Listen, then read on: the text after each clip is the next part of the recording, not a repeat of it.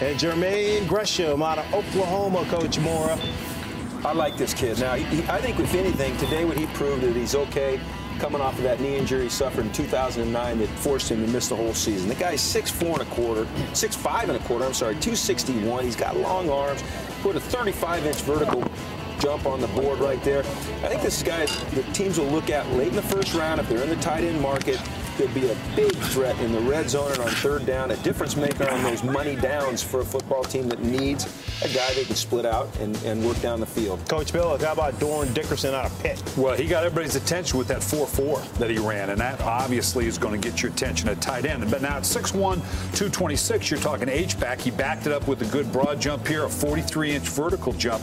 So he's obviously a good all-around athlete, could probably help you on special teams as well. He's going to present some good value latter part of the draft at 6'1", 226, H-back type. All right, Coach Mariucci, you know Dennis Pitta, these tight ends out of BYU, they can catch the football. They can catch the football. This guy at 6'4", 254 pounds, caught 62 passes for 829 yards and 8 touchdowns. The second team All-American from BYU's got the great hands. You see him on the wheel route. He runs a 4.6. He can split the middle. He can get up and see. Watch him pluck the ball out of the air, lay it down. I wish they could just lock it away one time here, but he gets up the field. This is what they do at BYU. They catch the football. 221 catches in his career. Hey, Coach Moore, how about Ed Dickson, a consistent performer at Oregon? Ed Dickson is an interesting guy. Now, he plays in that spread offense, so you don't see him inline blocking a lot, but that's sometimes the problem with these college guys and the way offenses are being played at that level. You don't get a chance to watch him block, but this guy's a tight end, H-back type of guy, versatile, natural catcher, soft hands.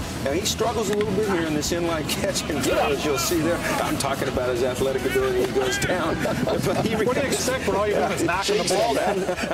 How about Jimmy Graham? This guy's a hooper. We're talking about athletic ability, Fran. He was a starter on their basketball team as a freshman and a sophomore. He ran a 4.56, and we know how many tight ends kind of guys played basketball. Tony Gonzalez, Antonio Gates, and that bunch. But he's 260 pounds, people. He benched 20 times, which is strong for a basketball player, and he jumped 38 inches on the vertical jump. This guy's intriguing to me. All right, but Coach Bill, give me your top performer at the tight end position. Well, you know, we had the young man. He didn't work out, but the Gronkowski kid that we had yesterday, Fran, you and I talked to, impressive-looking kid.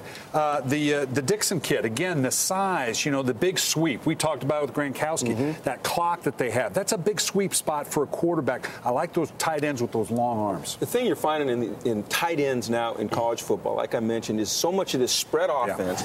You don't get to see guys block. So what teams are doing is they're going and getting the old vet to play the number 2 position on their line, the blocker. and you're seeing these guys, like you said, like Dixon, who can stretch the field. You can flex him out, match him up on a smaller cornerback, got the ability to get vertical down the field, catch the ball, but they need to develop them into blockers. How about Doran Dickerson now from Pitt? Now, he's the size of a big wide receiver. He ran a 4.4, and he vertical jumped 43 inches. We're starting to go towards that athletic type tight end more so than the big grunt guy that'll block. They had to make more money. Remember Dustin Keller? He got taken by the Jets in the first round. This guy's an athlete. I worry a little bit about his size. He's only a little over 6'1". He's 226. Heck, Des Bryant as a receiver is bigger than that in this year's draft. But this guy's a good pass receiver. He can get down the field, and he's going to be utilized by somebody. He's got great athleticism. I want quick thoughts on a guy like Jimmy Graham, who's only played football. He played his freshman year in high school, and then he played basketball. He went to school where they didn't have a football program, so he played basketball, played hoops at Miami. He's only played college football for 1 year. Do you have to kind of control yourself when you see a kid come out, have a good workout like that? He's a big kid, 6'6", 260? Yeah, I think because everybody values that tight end now. These are the matchups that you're looking for. Just what Mooch was talking about in terms of the safeties that you're going to deal with now, a guy that you can have inline, push him outside. So the question becomes, are you reaching for that a little bit, or do you let a guy like that fall to you in the draft because there's a lot of guys that are big athletes that maybe you can find with a little bit better value? You got to be careful you don't reach for a guy like that. All right, so those are the top performers at the tight end position.